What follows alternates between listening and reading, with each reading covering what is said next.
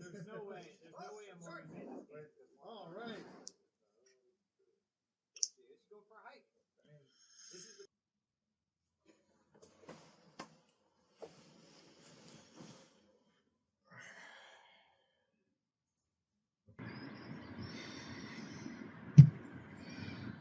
It's go time.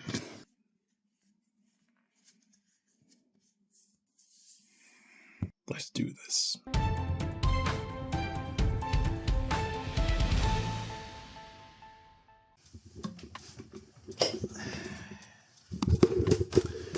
Well, it's been a long time coming, but here we are, ladies and gentlemen. Welcome to the 100th edition of my weekly series of Weird Mind Newsroom, where of course this week we're talking about the usual new releases of the week, a couple of trailers that we have coming up from this week as well, and some news stories to pop up for this kind of century celebration. So let's not waste time and let's delve into what came out this week for our 100th edition.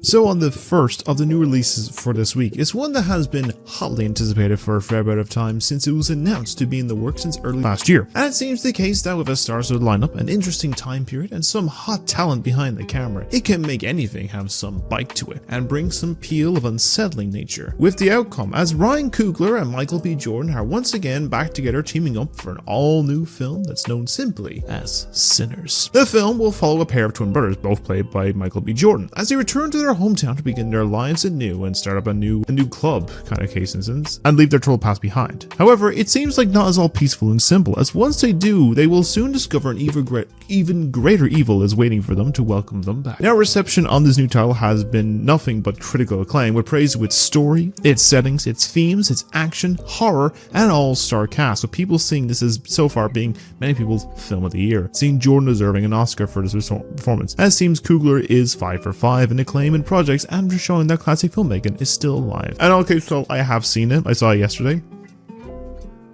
He cooked with this. It's a great movie. I will recommend it for sure. And if you want to check it out and sink your teeth into it for yourself, you can catch this new film out now in cinemas. We have another big release film for this week, and in the basis of this one, while our first film of the week shows some horrors that had a bit more of a supernatural element to it, this next one does provide a sense of horror, but more in the focused perspective of more of a realism and horrors of conflict can be put on a person, as former Navy SEAL Ray Mendoza, and from acclaimed writer and director of Alex Garland, have brought the story of Mendoza's mission told from his point of view in an all-new A24 title of Warfare. The film will be telling the focus Mendoza's experiences as a Navy SEAL during the height of the Iraq War in the mid-2000s, with the focus being in the area of a reenactment told from him and his other platoon members' testimonies of a dangerous and period experience they faced in November 19, 2006 on the wake of the Battle of Ramadai. Reception on this title has also garnered some critical acclaim, as the film is praised for its more grounded and dark reenactment from those that experienced those horrors, and its strong retelling with the action and all-star cast, including the performances of Will Poulter, Joseph Quinn, Kit Connor, and many more, and has also been seen as another best film of 2025 list already. And if you want to check the horrors yourself, you can catch this film also out now in cinemas. And the last of the new releases for this week is probably the one thing I've been hotly anticipating, amongst now with those two new films, and the most hyped TV series for me for this year, that after a fantastic first season adaptation, we're heading back to the world overtaken and ruined by cordyceps fungus, and that in the case of being lost in the darkness, that we will search for the light, even when the story this time around is a bit more grim. As after nearly 2 years of waiting, we have now seen the beginning of the second season of the highly anticipated and acclaimed adaptation of The Last of Us. This new season, of course, will cover a portion of the highly praised but also hotly debated and controversial second game that will see Joel and Ellie continue on a journey to survive in this post-apocalyptic America. But in the case where the first season in game's theme was about love and hope, this new season will follow the reverse theme of hate. Reception on this series so far has been seeing a lot of very positive reception, with praise on its continuing story focus, with some slight new changes to provide new context and issue fixes from the games, performances from established performers and some new ones, including praise for Caitlin Dever's brief appearance of Abby so far, and Isabel Merced's Dina. Though some critiques have come up for some pacing issues, a few continuity errors, and some performances feeling lacking, or feeling the case mainly particularly towards Bella Ramsey just being too young, but in case instance, she's the right age. Don't complain about her, she's great, to me personally. And in the case instance, it probably feels a little unfinished, but given there's another season, is likely going to establish the rest of that story over more than one season. But if you want to catch this take on the story you may have played, or to watch other reactions to some of the big moments of the game, you can catch the first episode of the season on HBO Max in the US and Sky Atlantic are now in the UK and Ireland, with a new episode releasing every Sunday night or Monday morning. And with all of that, that's all the new releases that we do have for this week. Our first of the trailers for this week was one that has been a long time wait for the years to pass and see how the effects of the world from a deadly virus has evolved and caused a change in society for one part of the world. And after being teased this week with a small teaser that is as long as the trailer came to be, it's expected for the build as Garland makes a second appearance this week with the collaboration with award-winning director of Danny Boyle to bring us an all-new trailer for the long-awaited upcoming sequel of 28 years later. The plot, of course, will show the audience that it has been almost 3 decades since the Rage virus escaped from the biological weapons lab, and we'll see many who have been living in the ruthlessly enforced quarantine have found ways to exist, live and thrive, which is once group in the focus of the virus lives on a small island connected to mainland by a single heavily defended causeway, but when one of the group leaves the island on a dangerous mission into the dark heart of the mainland, it discovers secrets, wonders, and horrors that have mutated not only the infected, but other survivors as well. If there's anything I can say about the film's marketing on these trailers so far, is that the marketing team deserves a goddamn raise. I just think from what I've seen and shown, it is bringing the vibe and appeal the original duology had, and it gives some great strong early appeal from the on-site nature. I've heard a lot of good stuff so far from the praising, and in case instance this is the start of a new trilogy, and I hope in case it does provide a lot of Sony nature, horror, and a deep story that might be another hit and start a wave of some very new story focus of the planned trilogy as I mentioned. But we can see how this will come about and prepare for the horrors of the Rage virus when the film releases into cinemas from June 20th of this year.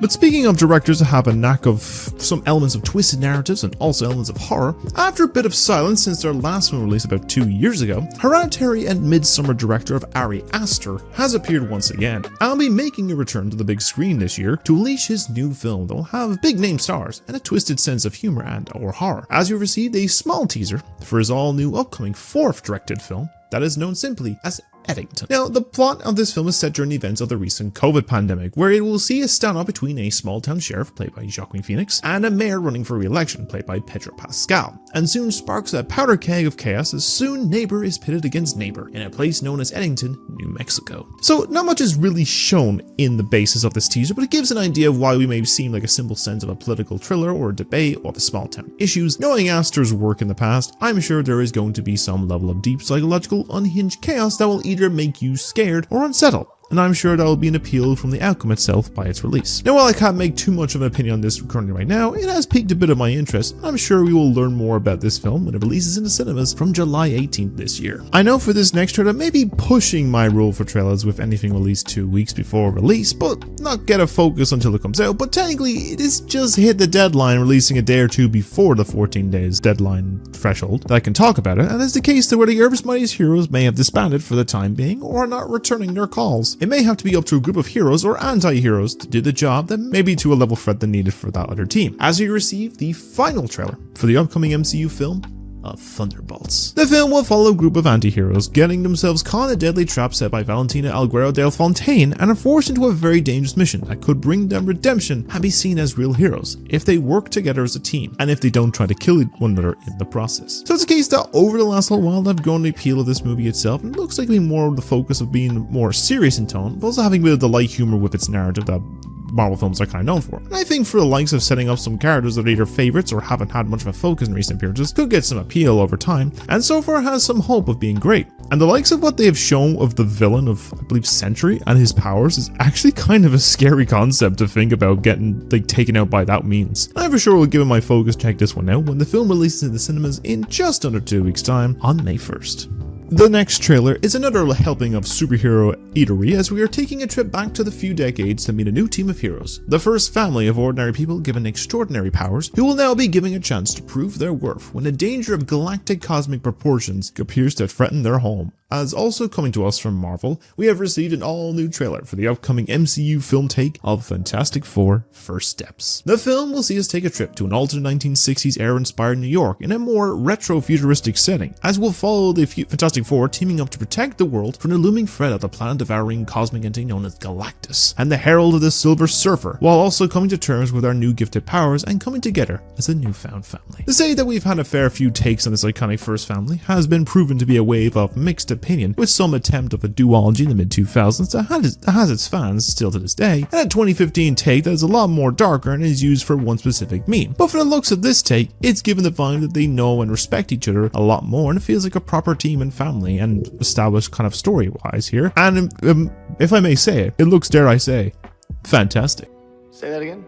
Shut up, Miles, I'm not telling you this shit again. But I think it's given the vibe that Marvel may be back on the right track, even if people are complaining about the female Silver Surfer, even if it's established in the comics and a separate character to the male version. And I'll be looking forward to this film's release, and I'm sure it'll be worth a watch when this film releases into cinemas from July 25th of this year. The last of the film trailers for this week is with a focus of a film that the type of film focus and genre may not be the most appealing to me, but it mainly comes down to the name of the person in the producer's chair, as we have a new sports film horror on the way with the release of the first trailer for the new movie of Him. The film follows a promising young up-and-coming football player played by Tyreek Withers, who was invited to train at the isolated compound of a dynasty team's aging QB1. The legendary almost retired quarterback, that's played by Marlon Wayans, will take his protege on a blood-chilling journey into the inner sanctum of fame, power, and pursuit of excellence at any cost. Now, as I said, I'm not one that has much of an appeal when it comes to the likes of films or projects based on sports, but it has piqued my interest because of the name of one Jordan Peele, who was the producer of this film, and from the looks of things, once his name appeared in the trailer, the flair of horrors and the messed up aesthetic of the thriller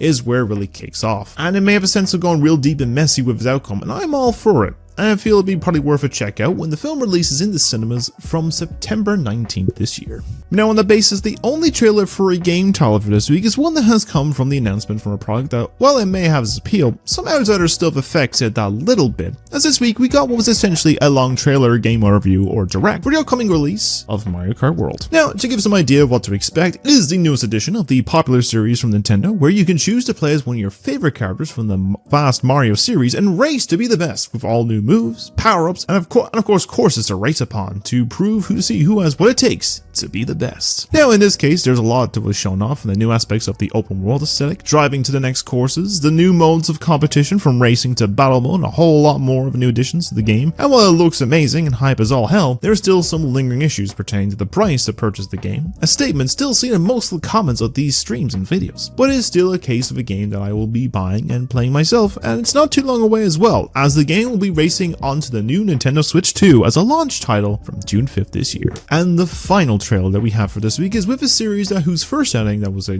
triumphant success, and many excited for the story to continue, but may have seen a bit of a damper on the appeal for some outsider issues retaining to its creator, as it's time to return to get some shut-eye, as we have the release of the trailer for the second and final season of The Sandman. Now, this season will see Dream having rebuilt his realm after his captivity for over a century, who must soon have to face the fallout of his past actions, which include unresolved family tension and resurfaced old conflicts, where he'll confront gods, monsters, and mortals on a path of forgiveness fraught with twists and turns that may potentially cost him everything. Now, I can definitely see the elements where the appeal in respect to the adaptation from the graphic novel is there, and I'm sure there are some that are still excited for its release. But I feel a part of this appeal may have been affected by the recent allegations made towards the original comics creator of Neil Gaiman, and his certainly naughty misdeeds. But we saw all of that, not gonna get into it of course. I'm sure given they have enough story to tell from this project that we will see the work out, and if you want to catch it for yourself, it'll be released onto Netflix in 2 volumes, with volume 1 releasing on July 3rd of this year on Netflix, and volume 2 releasing on an important day on July 24th. And with all of that, that's all the trailers that we do have for this week.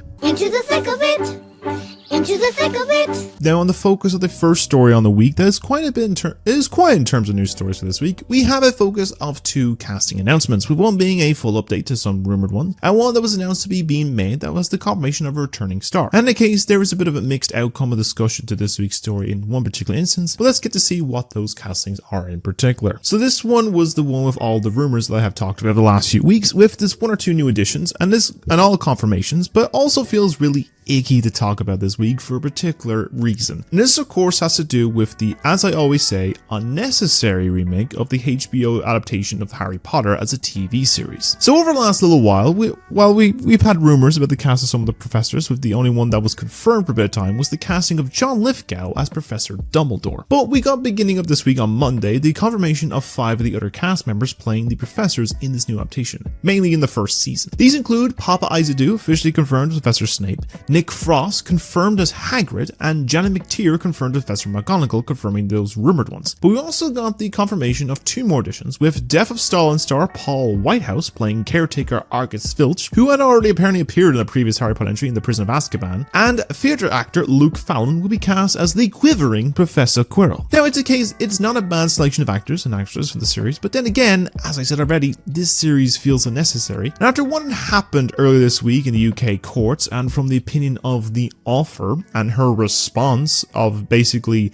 laughing at the oppression of the people that are people and not just a mental health issue, as you clearly state while you're sitting there sipping a margarita and smoking a blunt, I believe. It's not a case instance, you know, some bullshit mindset you're on, or basically all that mold that's apparently growing in your house has gone to your head and warped your twisted words and opinions. That's sure some bits may be understandable, as some I care about have said or seen over time, but most of the time it's not an ideal opinion in those regards. And they've also now apparently gone after another sexuality, so fuck this offer, honestly. If you still support this shit, I don't know. It has seen a case where some actors, I believe Nick Frost has apparently turned off his comments, got a lot of complaints on his social medias about joining up this series, so I think a few others might actually get the effect as well. But I'm sure there are still some that will watch this in the case, and you know, no split instance, I don't know if we really need to adapt this again. I know case mainly the middle ones, but a lot of the stuff they took out of the books for the film is a bit questionable in those regards if you look into it. But I'm sure there's some that will still watch this or observe with interest, but I really don't see the appeal of this. But I guess we'll see how it turns out, by production starting soon and released probably sometime in the new year. But on the basis of this second announcement and castings, one that people were either surprised to see make a return or have been waiting for a follow-up for a very long time. And that was the announcement for a sequel series to the popular 1995 teen comedy and stage play of Clueless, to be in the works and being distributed by Peacock. Now, it's not the only news announcement, as it was also confirmed that lead star from the film of Alicia Silverstone was set to return as a character of Cher, with her last appearance as the character playing it in as recently as 2023, when she cameoed in the Super Bowl ad as her character. Now, at the moment, unclear as to what the series will entail from the original film, but with the original film's writer and director, as well as some from Gossip Girl and the new Freakier Friday film in the development group, I'm sure it could work out, and probably see a lot more very loud and colourful outfits in the process as well. But once I do hear anything else, I shall update in a later episode. But with that, I want to know your thoughts on the casting of the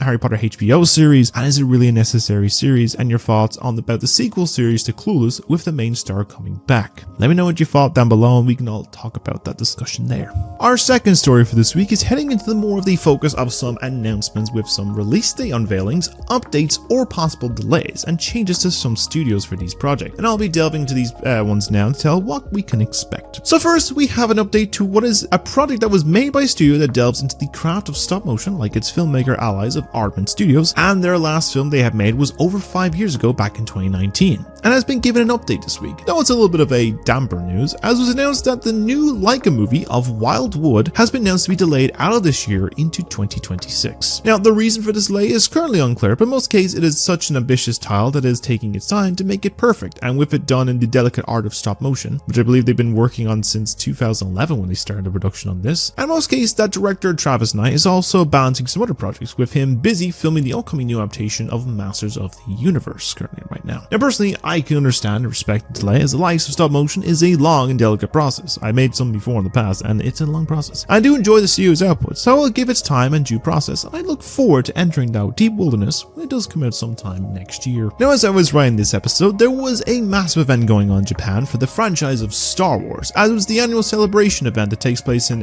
all different cities every year or every 2 years. And in the most case of what was unveiled, besides footage of the new Mandalorian film out next year and confirmation of the new animated series based on Darth Maul in 2020, 2026 or recasting of a character for season 2 of Ashoka, we do have a confirmation of another project that was rumored for a bit of time, and on Friday we got the confirmation that Deadpool and Wolverine and the anim project director of Sean Levy will be helming the next Star Wars film after Mandalorian Grogu that is now titled Star Wars Starfighter, and also confirmed to be starring Ryan Gosling. There was initially talks as well for recent Oscar-winning actress Mikey Madison was also offered a role, but she has since declined the role, which is fair enough in that regards. Now, not much is known on this project, but it's confirmed that the film will be taking place 5 years after the events of Rise of Skywalker, putting this as the furthest out in the timeline of events. But after that, there's really no clue on what the plot's going to be about. I'm sure in the case as more development is made on the film and enters production later this year that we will get an idea, but I'm sure we will learn more about it by its now confirmed release date of May 28th, 2027, which just about coincides with the 50th anniversary of the original Star Wars film of A New Hope.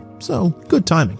The last of the film projects in focus that has gotten a bit of a perspective is one that has had a bit of a journey to get where we are now, but after some delay and wait, we have finally gotten a confirmation that the new R-rated Sony animated film of Fixed has been given an official release date, with the film dropping onto Netflix this year on the 13th of August. Now, the basis of the film is about a dog named Bull discovering that he's going to get his balls cut off or getting himself neutered in the morning, so before he loses that piece of him, he goes on a wild adventure with his buddies that will be full of chaos and romance, and it sounds like it could have some appeal and maybe a worthwhile funny story out of it by its overall plot. Now, the film has had a bit of a journey, with first being conceived back in 2009, getting full development by the end of the following decade, and then was shopped around for a bit, where initially it was planned for release by Warner Bros. Of all people, before they decided to, do the usual stuff and nearly cancel it for the usual array of tax write-offs, before it was recently acquired by Netflix, and where it is now. Now, I do hope that this will do well, and the people from Sony that worked on this adult animated comedy were treated a bit better than their other 3D animated film, which apparently was a whole thing with Sausage Party. Apparently there was a drama about it, but I know for sure that I will be checking this out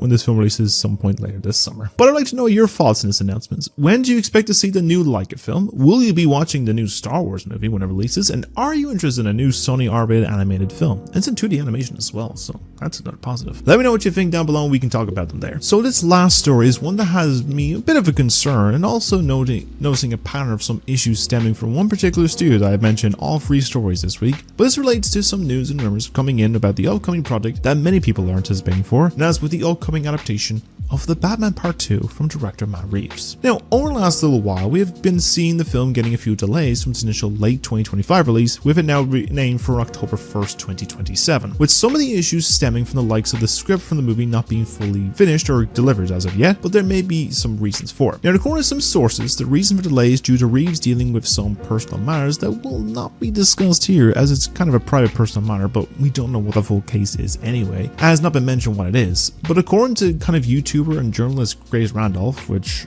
is a bit of a concern about trusting source, it has been seen as a close situation to a Chadwick-Boseman situation, which is when the case that Boseman was secretly battling colon cancer while he was filming the Black Panther movie and the last 2 Avengers films, and before he passed away in 2020. And it's a case maybe something close to what Reeves could be experiencing, but it's not something we can speculate on or to speculate to. And we don't know if we can really trust the source from Grace Randolph. Now, in all case, I do hope that he does take all the time he needs to heal and recover from this, and when he is ready to come back and finish the story, then I'm all for it. But it seems like Warner Bros. May be thinking otherwise. Now, according to some internal sources and from reliable insider Jeff Snyder though, apparently Reeves may walk away from this sequel if it's a case that Warner decides to delay the sequel once more. It also comes to the effect that it has a deadline focus to have the script ready and to start filming by the end of this year, while working around the reporting case of Robert Pattinson being cast in next year's Dune sequel, which is giving concern that Warner will make another dumb decision if they decide to do this. As the case with Reeves' stories, that he wanted to make sure he'd really develop his characters and story and have the focus of once the story is there, he runs with it and makes it great, which is seen with original Batman film and before with the last 2 films in the reboot Planet of the Apes trilogy with Dawn and War, before we got Kingdom, of course, and it's still great. And that should also be supportive of their talent. Let them get it made, and when they have it made, to create their work and make more another success for them, instead of pressuring them when they are at their lowest and just throw them away like it was nothing. Just get someone else that will mess with the tone and the focus of the first outing or just their perspective. Now, at the moment, this is not all fully confirmed, and that is just some rumored speculation about some stuff, but I do hope that if it's a case that Reeves gets all the time he needs to recover, and when ready to make another masterwork of a Batman story, then I will be there to support it. And if that Warner should actually give a damn about their creatives making stuff for their studio, as they are the studio that says they are the original only storytellers left, you sure like to not give him any a chance and just shell it for a tax write-off. So I hope we will have his chance to continue that story of vengeance and Robert Pattinson being a silly little guy playing a silly little Batman.